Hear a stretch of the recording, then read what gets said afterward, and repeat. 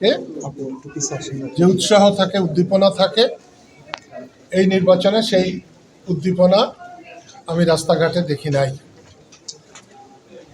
আসলে আমাদের কৃষক শ্রমিক জনতা লীগ এই নির্বাচনে অংশ নেয় নাই, কিন্তু যার কাছে রাজনীতি শিখেছি সেই আমার বড় ভাই লতিফ সিদ্দিকী, তিনি স্বতন্ত্র প্রার্থী হিসেবে কালিহাতীতে দাঁড়িয়েছেন, আমরা তাকে সমর্থন করেছি।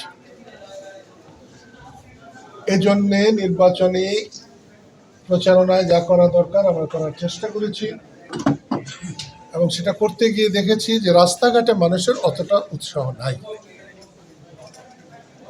নির্বাচনে কোথাও জামাত এবং কোথাও বিএনপি খুবই শক্তি খাটাবার চেষ্টা করছে। এমনি ঘটনা টাঙ্গাইলে তেমন ঘটে নাই। যে ঘটনাটা বেশ কিছুদিন যাবৎ প্রতিদ্বন্দ্বী প্রার্থীরা করে সেটা করেছে, কিন্তু আজকে 5-6 দিন যাবৎ দেখা যাচ্ছে যে আইন শৃঙ্খলা প্রয়োগকারী সংস্থা রাত্রে গিয়ে মানুষের ঘর ভাঙছে।